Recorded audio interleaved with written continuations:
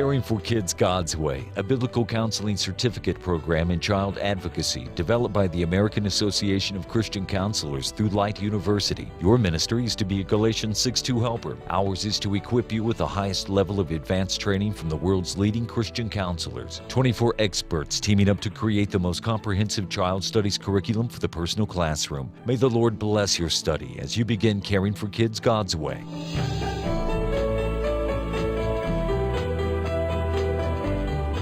He's founder of the Center for Family Therapy in Newport Beach, California, part-time instructor at the Fuller Theological Seminary Graduate School of Psychology. He's written over 24 books on family and relationship and is a member of the AACC Executive Board. Caring for Kids God's Way presents Dr. David Stoop with Family Systems, Understanding and Breaking Generational Patterns.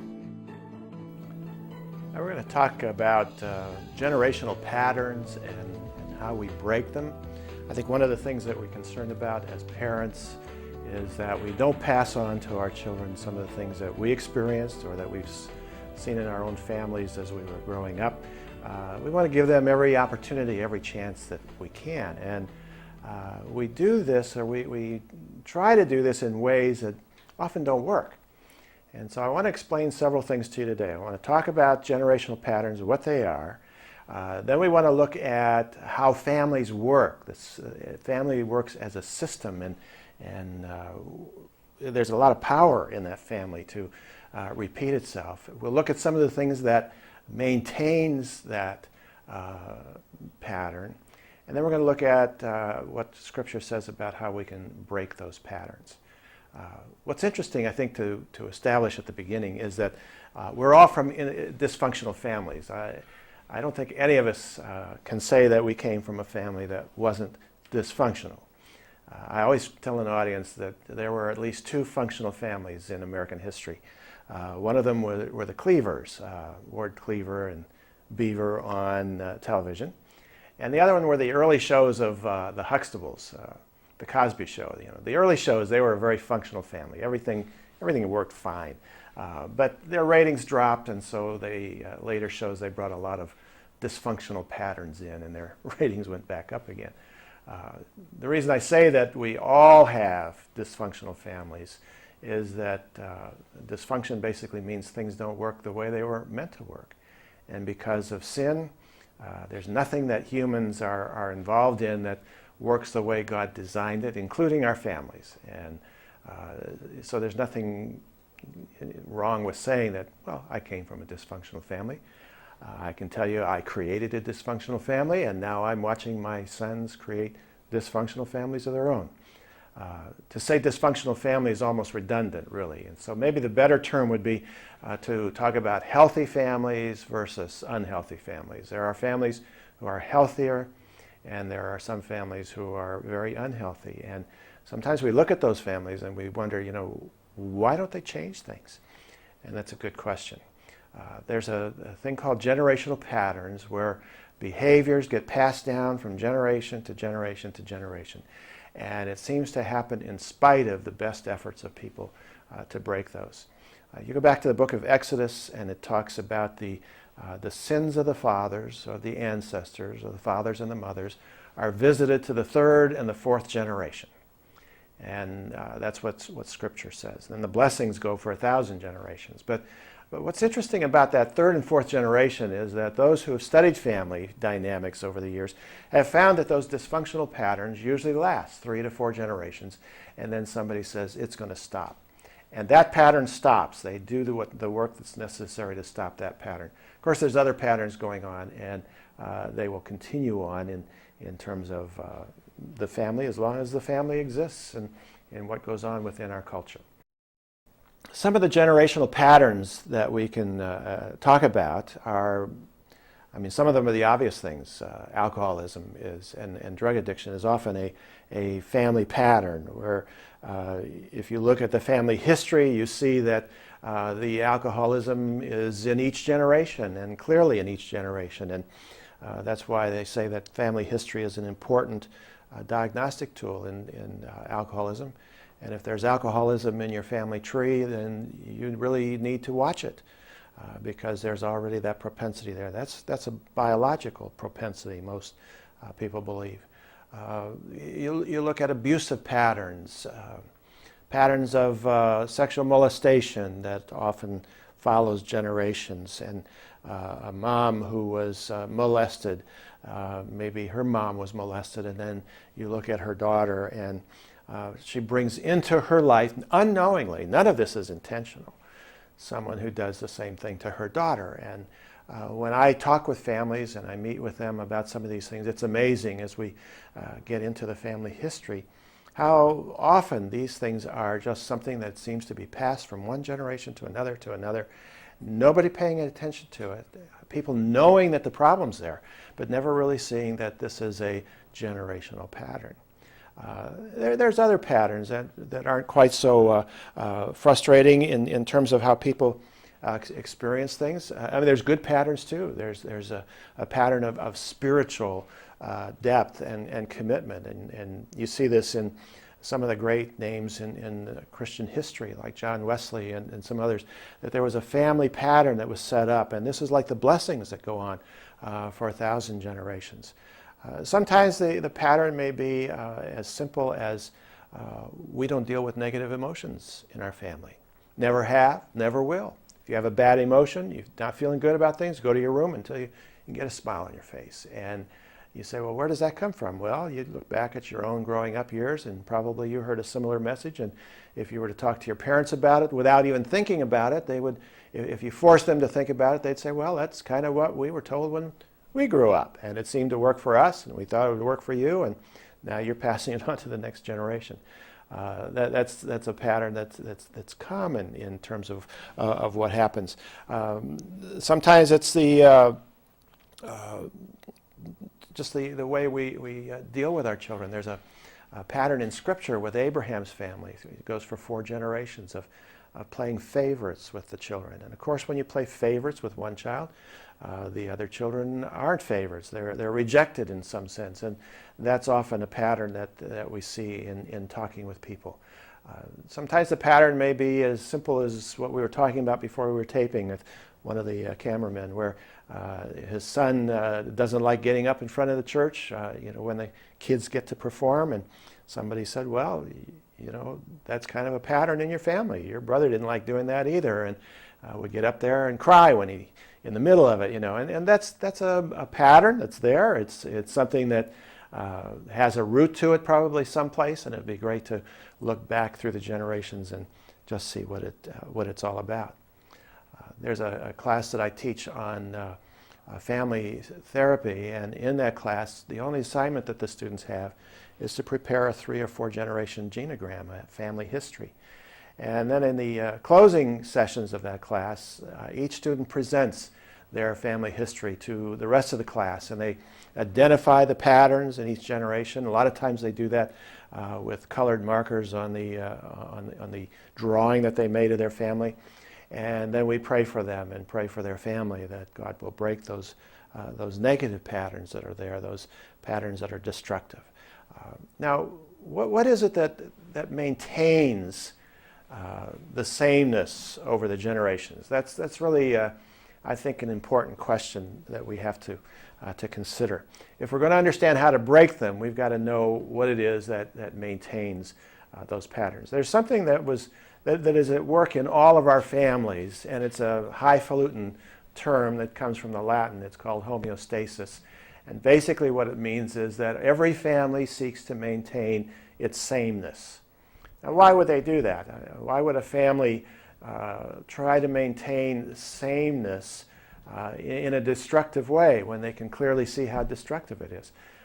Often because this is an unconscious process, not something that we choose to do. It's just something that is characteristic of family, how families function. It's like the air conditioning system in this room. If the air conditioning was broken in this room, or if the thermostat was set at, say, 85 degrees and it was very warm in here, and let's say that the thermostat was locked behind a little cage like they do sometimes in businesses, and you couldn't get to it, you couldn't adjust it. So we open the windows and on the patio and try to get some air into the room and maybe bring some fans in to bring some cool air in from the outside. Well, the system, the heating system in the room is a homeostatic system. It's designed to maintain sameness. And so as the room begins to cool down, the thermostat on the wall will send a message to the furnace saying, we need more heat because we are no longer the same status. We need to bring it back up to the 85 degrees. And so the furnace would turn on and start blowing heat into this room like crazy, trying to bring the temperature back up to 85. And now we've got ice buckets in front of the fans bringing in cool air. And eventually, the furnace will even destroy itself in the effort to bring the temperature back up to the homeostatic setting of 85 degrees. That's a closed system, and often when our families are very unhealthy, we have the same type of closed system where the family seeks to maintain sameness. Even though it's a destructive pattern, a hurtful pattern, the family will unconsciously do things to seek the sameness, because at least it's the known, and the known is more comfortable than what the unknown is in that situation. Now, another characteristic that maintains this sameness is something that I call circular communication. The more unhealthy a family is, the more people don't talk to each other about what's going on between them. They talk to other people about what's going on with them and somebody else in the family. I had a lady describe this to me one time. She said, my mother called me and said, I haven't heard from your brother for 2 months. Do you think he's okay? And this woman said, she told her mother, well, I haven't heard from him either. I don't know. And they were talking about him. And then they went on and talked about other things. Now, when she hung up the phone, she just knew that it was her job to call her brother to find out what was going on. Her mother never told her to do it. This is all just kind of the way families get structured, see.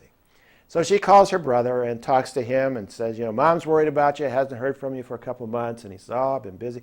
Gave him all the reasons, And then they had a nice conversation. She hung up talking to her brother and she knew now she needed to call her mother back and report to her mother everything that her brother had said about what had happened. Then she said the next day my brother called my mother, and my mother never mentioned the fact that he hadn't called, never brought it up, because she said, I took care of it all. I handled it. She was like the central operator in the old days, that all the calls had to go through, and she filtered everything that was there. And she was able to call her brother, report back to Mom, solve the problem so that when Mom and brother talked, it wasn't a matter of conversation. It didn't need to be. Now, that's circular communication. See? Now, what they define as the healthier pattern in families is clear and direct communication. If I have a problem with you, I come and talk to you. But the more unhealthy a family is, the more likely they are to engage in these other patterns of, I have a problem with you, I can't talk to you about it. I'll talk to this person who will then talk to this person who will then talk to you about it. And then you will talk back to them, they will go back to the other person, and then it'll come back to me. It's all kind of done in this big circle and never directly, because that's too healthy. We just don't do that. So if that's something that's going on in your family, that's part of what maintains the sameness in that family. Another characteristic that helps to maintain sameness is the way we think about cause and effect.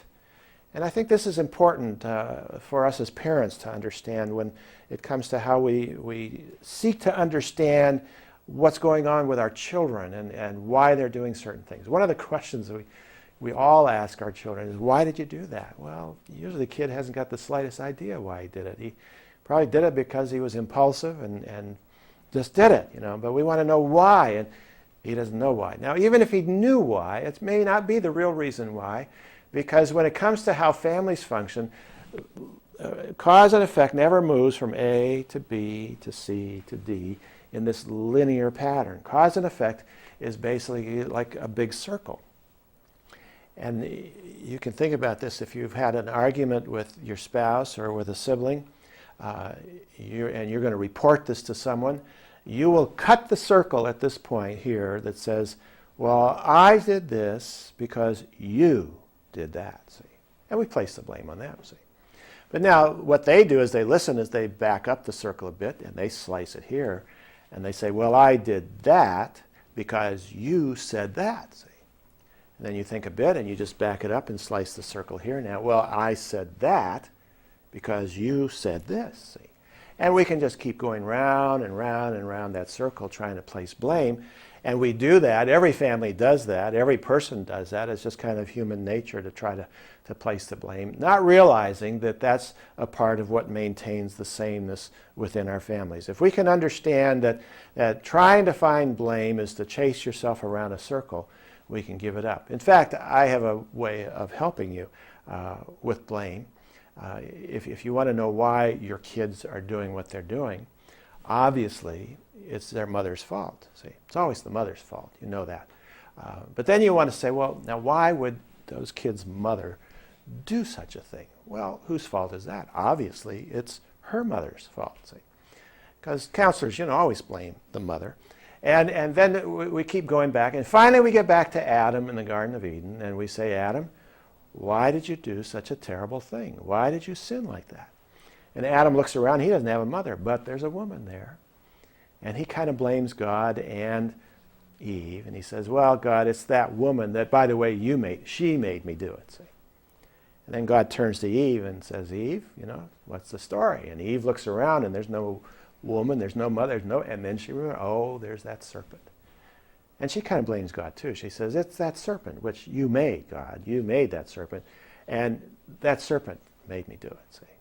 And then God turns to the serpent, who's the devil, and he says, what do you say? And he says, I did it. He takes the blame, see. So if you want to play the blame game in your family, the best way to do that is to realize, hey, it goes nowhere except just backwards in time until you get to the garden, and it's the devil. It's always the devil makes you do it. See, I think there was a comedian who made that line famous some years ago.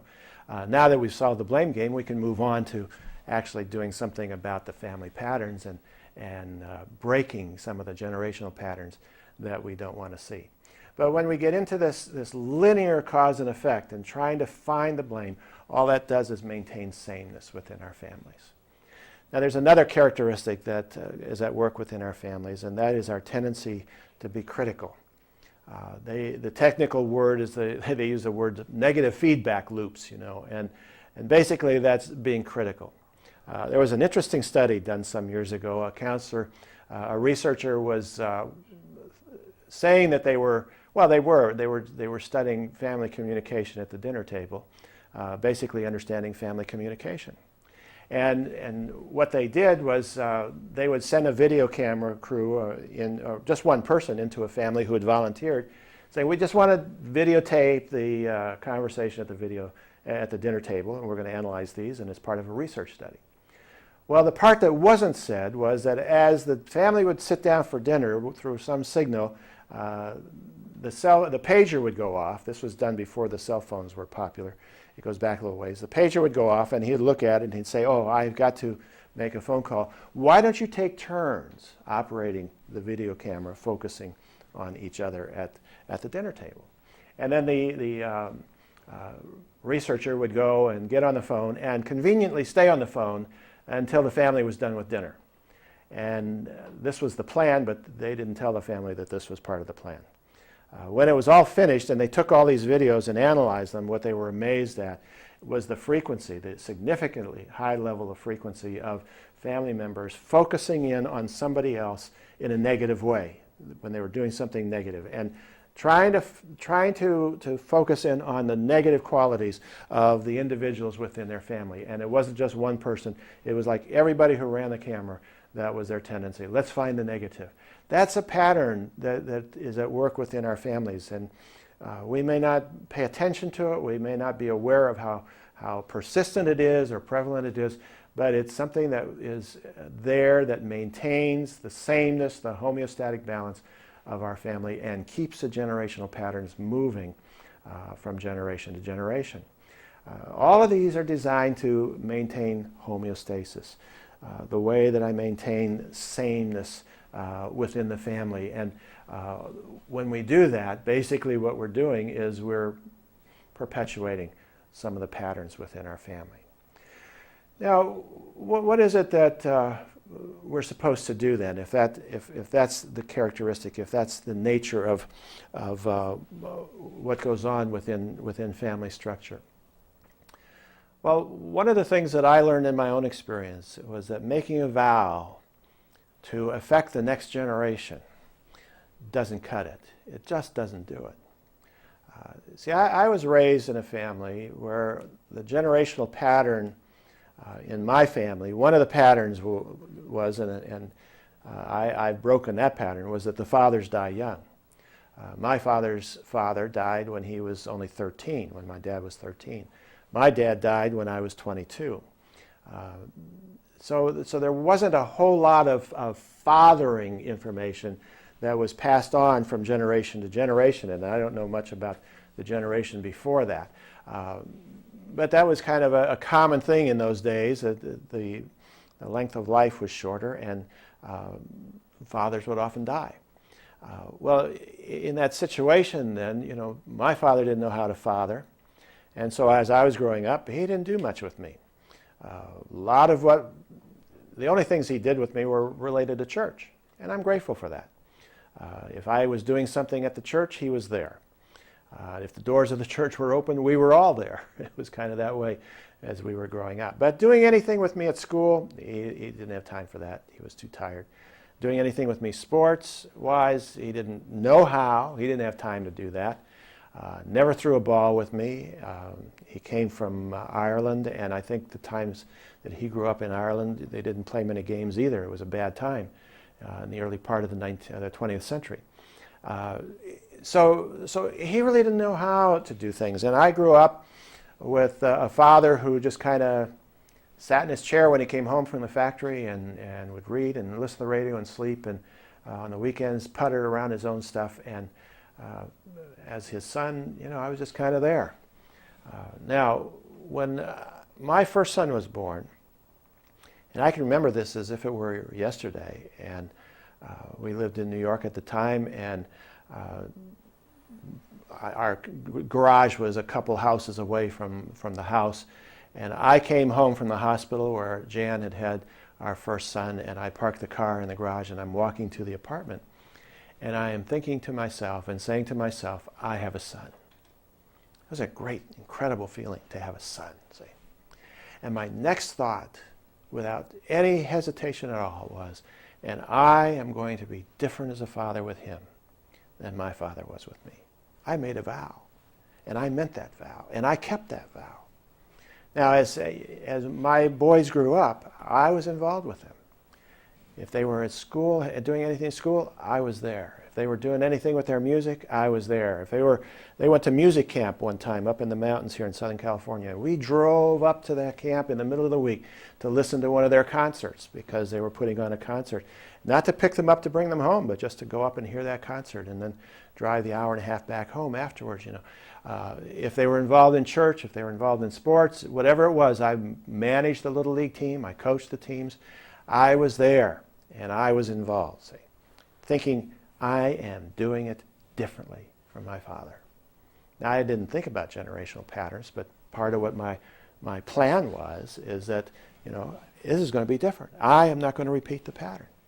And of course, when I got to the age that my dad was when he died, I got a little nervous, but I've passed that a long time ago and don't think about that anymore. But I really made the effort. I have the three sons. See. Now, about the time my oldest son is graduating from high school, I'm looking at the quality of our relationship. And I'm realizing, you know, I am no closer to my son in terms of a relationship than I was with my father. There's really not a whole lot of difference in my relationship with my sons than there was in my relationship with my father. And that was a horrible, horrible realization, because I had vowed and I had meant that vow and I kept that vow, and it didn't make any difference.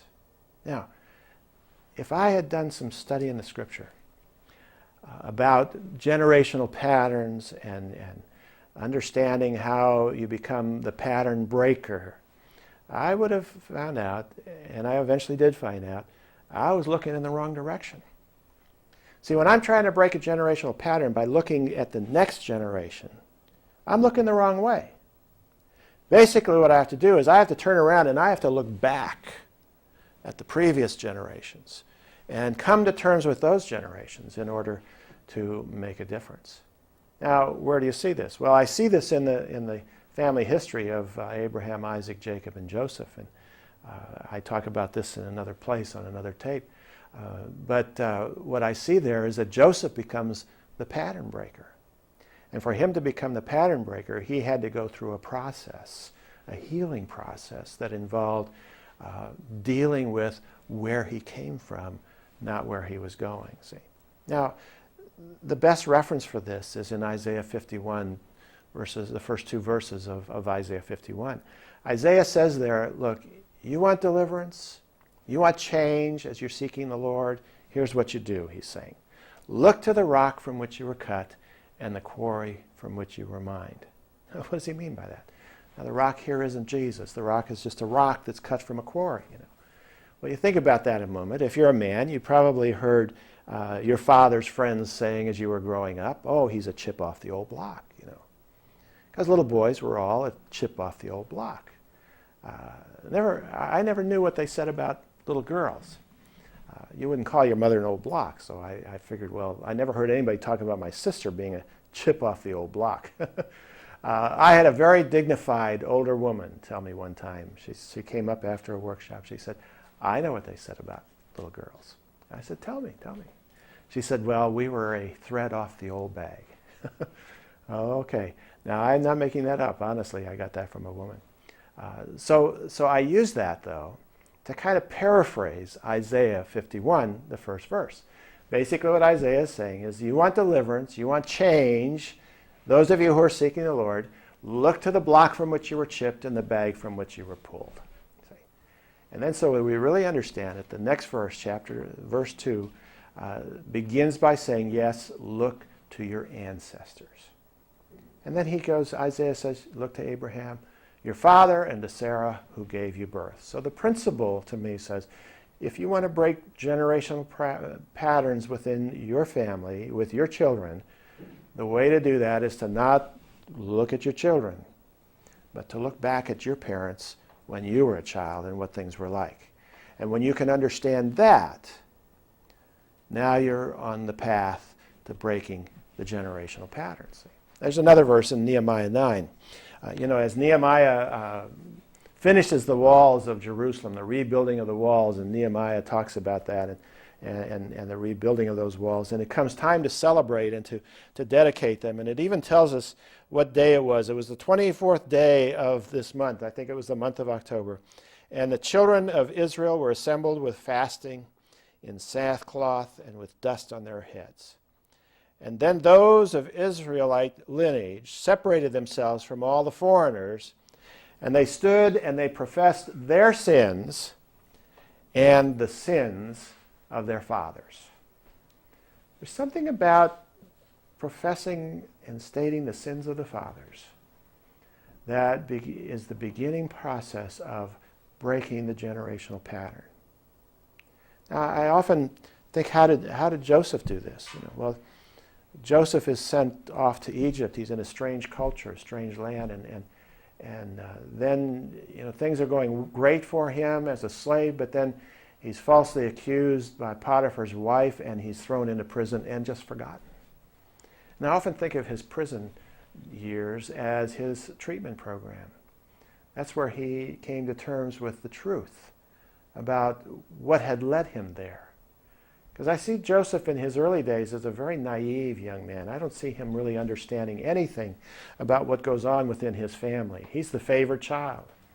Both mom and dad favor him at the expense of his brothers. His brothers hate him. And if you'd been his brother or his sister, you'd have hated him probably too, because he was obnoxious. He was grandiose. He had these dreams. Nobody knew what those dreams meant. But he just had these grandiose dreams, and everybody just kind of catered to Joseph. So when the brothers have a chance, they're going to kill him, and God delivers him, and he's sold into slavery, see. And then he's finally thrown into prison. Well, what happens in prison? Well, it was the palace prison, so I don't think they did much. They maybe just sat around and talked, had group therapy all day long. And they talked to Joseph about where he came from. They talked to him about what his family was like. I'm sure when he first talks about his family, he says, oh, I had a great family, because everybody says this, I've got a great family. And when I've interviewed people about their family, they say that, and then they tell me all the horrible stuff about their family, and then they finish up by saying, but we're really there for each other. It's kind of like we have to put the bookends on the truth, you know. And so maybe Joseph said, I had a great family, you know. And finally they kind of get around to, you know, well, are your families all slaves? And they said, no, you know. Well, how'd you become a slave? Oh, my brothers sold me into slavery, you know. And the other guys in the prison there are just appalled. Say, you know, your brothers sold. We don't even do that in Egypt. What kind of people are you Hebrews, you know? And Joseph doesn't know why. And then over time, you know, he's confronted with the truth of what he grew up with, say. Now, I know part of what you're thinking. Say. You're saying, aren't we supposed to honor our parents? You know, and I agree, we are. But that command never says we honor what's not honorable. That's an interesting word in the Hebrew, to honor, which means to give weight to what is weighty, or to give worth to what is worthy, or to give honor to what is honorable, basically, is what it means. And we never want to stop honoring our parents for the honorable things that they did. But part of what I had to do in coming to terms with my failure as a father and how that was a generational pattern was I had to come to terms with the truth about how I was raised. And I had to look at the bad as well as the good. Oftentimes we kind of block out the bad. We don't want to think about the bad. We try to put it in the context of only the good, see. And there's nothing that's helpful about that and nothing healthy about that. What we want to see is I want to see the good and I want to see the bad. Now, what happened to me some years after my son graduated from high school was I had a conversation with my sister, and we got talking about my dad's explosive Irish temper. And she made some comments about it, and I didn't want to hear it. Because after he died, I kind of put him on the side and tried to only remember the good things and forget all the bad things, and you know, she's bringing them up. And we hung up angry with each other because I didn't want to hear it. But then it's like God said, you want deliverance? Then you're going to have to consider the block from which you were chipped. You need to look at the truth about what happened. And for over a year, it just seemed like all kinds of things came back to me that I had pushed aside, didn't want to remember, about his temper and the effects of that temper and the ulcer that I had when I was 9 years old of living with the unpredictability of that temper. And all of that had to come back to confront me with the truth, see. So it always starts with a true picture of how I grew up. So if you want to do something different with your children, you want to break that pattern with your children, basically you look backwards in the generations to what was fed into you, and you want to look at it objectively and honestly. Now, I always suggest that people, there's always somebody who's called the black sheep in their family, in the extended family. And I say, if you want to get the truth about what your family's really like, you go talk to the person who's been identified as the black sheep. Because often they're truth tellers. They just tell it like it is. And you go and listen to them. And you get some pictures. Now, I talked to some people in my family. I talked with relatives in Ireland about this time and was just impressed with a lot of things that I never knew about my dad and how he grew up. And then I came home and I talked to older cousins about what it was like and what he was like and what his mother was like, because he was the youngest son, and the tradition in Ireland is that when the father dies, the youngest son takes care of the mother until she dies or remarries. And she never remarried. She lived for 20 more years. And he was dominated by this big farm woman that just controlled his life. So I began to understand that, when he got free of that, he just kind of shut down and said, nobody's going to control me again. Nobody's going to tell me what to do. Not that he consciously said that, but that's kind of what his life did in terms of what went on. But now I didn't understand that, but I understood this more after the fact, and that's a good time to understand it, because you don't want to just kind of explain things away. You really want to understand the truth about what happened.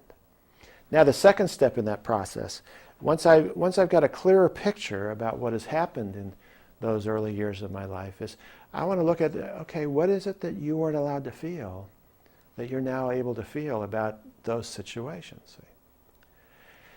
And one of the things I was never allowed to feel as a kid was anger. If I got angry at my dad, oh boy, I was in deep trouble, deeper trouble. Whatever I did, I got, dealt with for that as well as my getting angry. So I learned to just kind of shut that down. Don't feel that stuff. And so part of what I did in that year of processing during that time, there were times when that anger just welled up within me, and I would just feel it and allow myself to express it and journal it. And then there were times when the sadness of it all would just overwhelm me. Basically what I was doing was I was finally grieving for my father. When my father died, I didn't grieve. He wasn't that important to me, I didn't think. And I was more curious what a dead person looked like, because I've been sheltered from that. And at the wake, you kind of look sad and act sad, but I didn't feel anything. 20 years later, I'm finally grieving for my father, and I feel the sadness as well as the anger. I was angry at what he did that he shouldn't have done in terms of his explosiveness. I was angry at what he never did that I longed for him to do in terms of being involved in my life and caring about things beyond just what happened at the church. All of these things began to flood through my mind and through my heart over a period of time, off and on, not constantly, just kind of off and on, as I was able to finally feel what it was that I was not allowed to feel as a child, and that was to grieve. And a lot of us need to grieve, especially fathers. We men have a tough time grieving. We don't like to show the sadness in terms of what goes on. And so we kind of bottle that up, and we need to allow ourselves to feel the sadness over what was lost in those years, what our hearts longed for that our fathers and mothers just didn't provide for us. Doesn't matter why. Don't worry about that. Just look at what was lost, Women get caught in this because they won't get angry. They feel the sadness. Now, if you could put us together, the guys feel the anger and the women can feel the sadness. We got it all together. But, we got to do it individually. And women need to allow themselves to be angry over what was missing and that should have been there, and over the things that were there that shouldn't have been there. And those are the things that we're looking at. And that takes some time. See? The deeper the woundedness that we have in our own growing up years, the more time that may take. See, it took me about a year, and I don't know if that's a good rule of thumb. I think it maybe is about the average. Sometimes it's less, sometimes it's a little more. But you don't become an emotional archaeologist where all you do is dig through your past. That's futile. That's an endless search that goes nowhere. You just need to understand the patterns that were there. And I needed to see how my dad was just basically shut down and uninvolved, and how that felt to me, and then the effects of that temper, and how that affected me in that time, and give validity to that. I shared it with some others that I trusted as I went through this process. Now, there was a third thing that I think that was important, and for me, God gave me some answers, and that's to ask the question, why? Why would they be that way? See, now, I say you ask the question why, not that you expect an answer, because why questions are horrible questions to answer. You never get a satisfying answer, or seldom do. But I want you to ask why just to prove that you're now old enough to ask why. I'm now an adult, and I have the right to ask why. Now, I asked why, and God was gracious to me. I had a book called Trinity, written by Leon Uris, and it had been on my shelf for years, and I'd never read it. And after I had gone through this process of coming to terms with my own father and what was missing there, I was drawn to that book. Little did I know that he writes about the period of time my father lived in North Ireland. He writes it from a Catholic perspective. My dad experienced it from a Protestant perspective. It was the same. It was painful on both sides. And it was horrible. Even describes the little town my dad grew up in, a little town of Newry. And that's where I learned about the customs of the Irish and about the youngest son taking care of the mother when the father dies. And I got information that I'd never had. And my dad would never talk to me about his growing up years in Ireland. And now I understood why. They were very painful. And I could see what was going on in terms of those situations. So I got an answer, but that was a gift. We don't always get that answer. And the point of asking why is not to seek the answer, is to be able to say, I'm finally old enough to ask why. See? Now the fourth step in this process is that I want to be able to set some healthy limits. If my parents are still alive and still doing the things to me that they were doing as we were growing up, I've got to begin to set some healthy limits with them.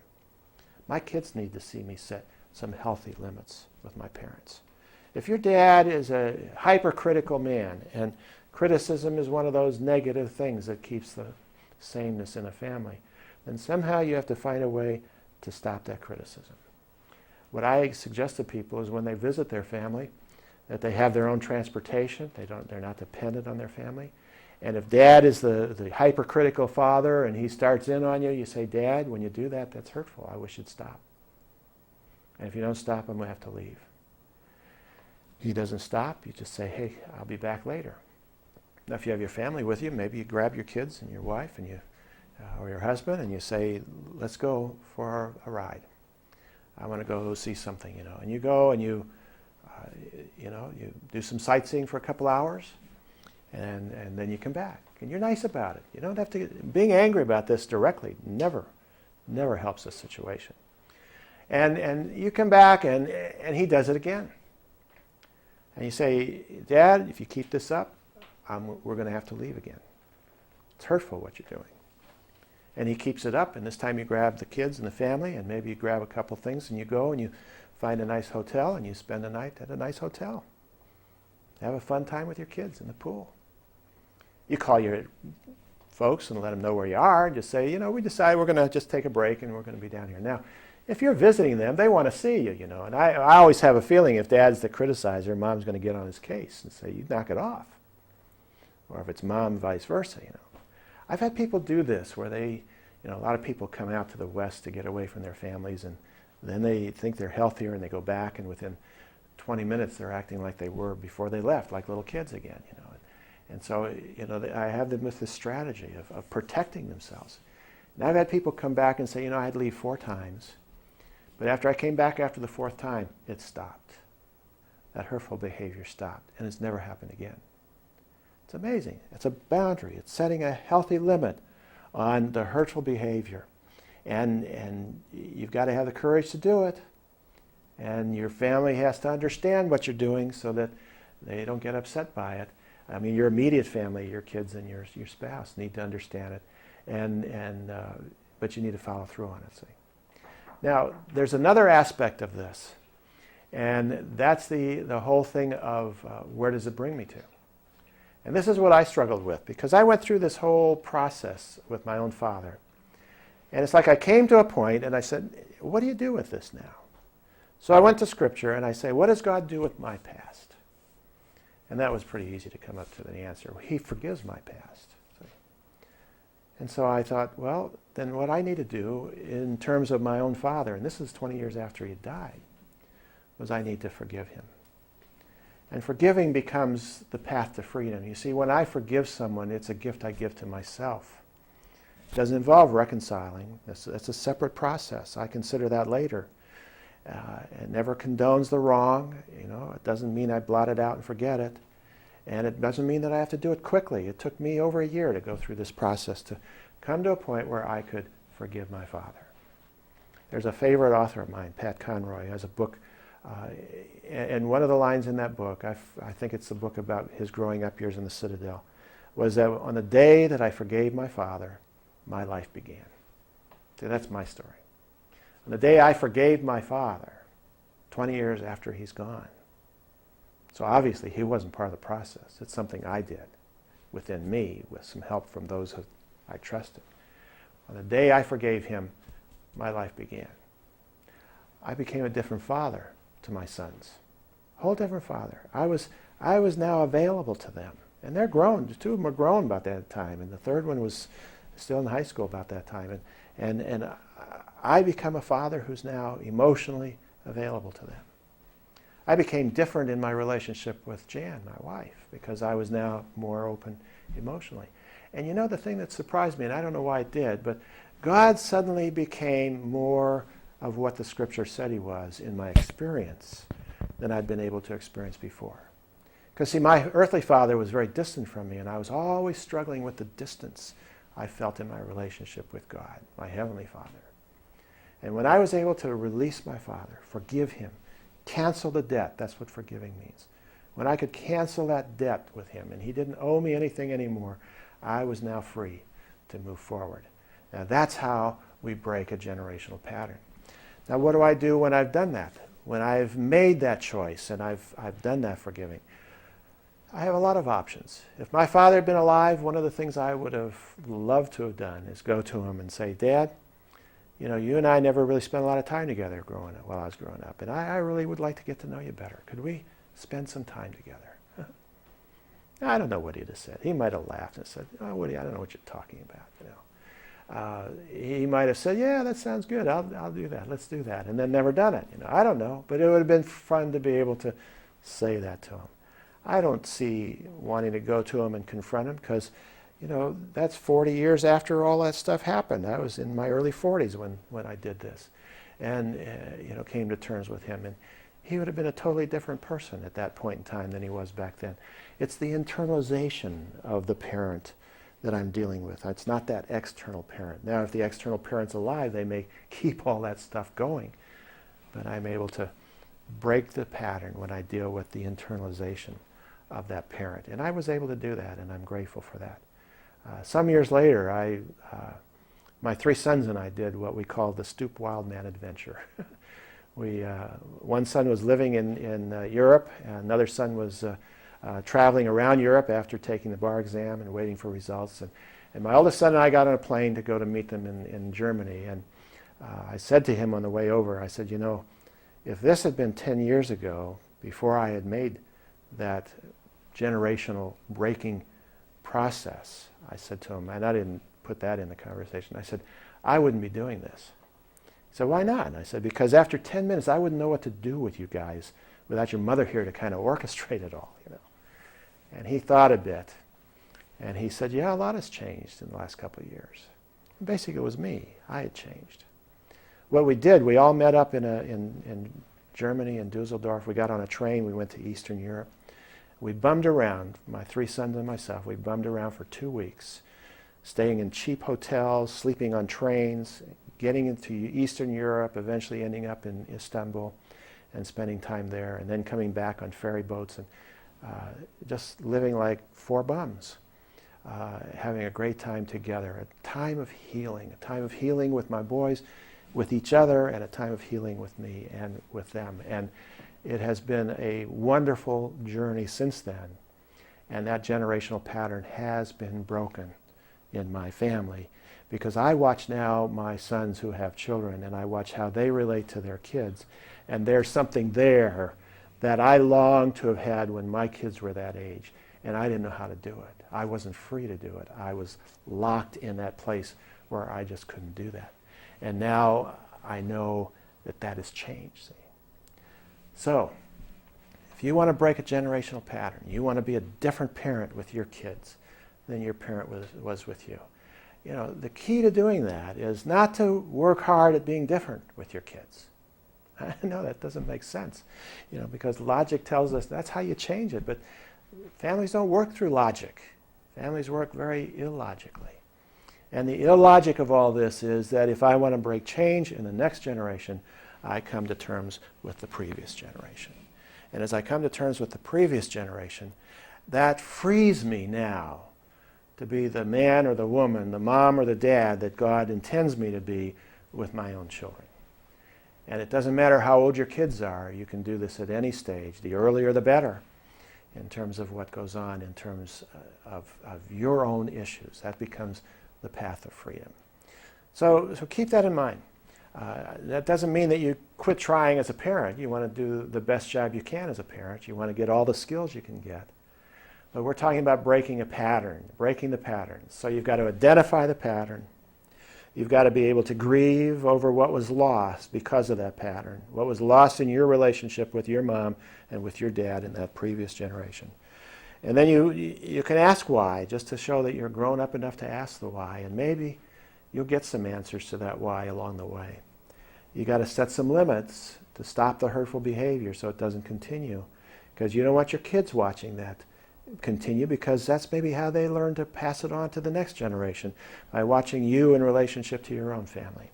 And then you go to a process of forgiving. And that forgiving becomes the path to freedom. Because there's nothing that can happen in your family, nothing that can happen in that family you grew up in, that's beyond your ability to forgive. Why? Because of how much God in Christ has forgiven us. We've been forgiven a debt we could never pay, the debt of sin. And because we have been forgiven that huge debt, there is nothing that can happen to us in this life that's beyond our ability to forgive. It may take time. Doesn't mean we're going to forget. We never condone the evil by forgiving it. And remember, the reconciling process, it comes after the forgiving. And then you explore it.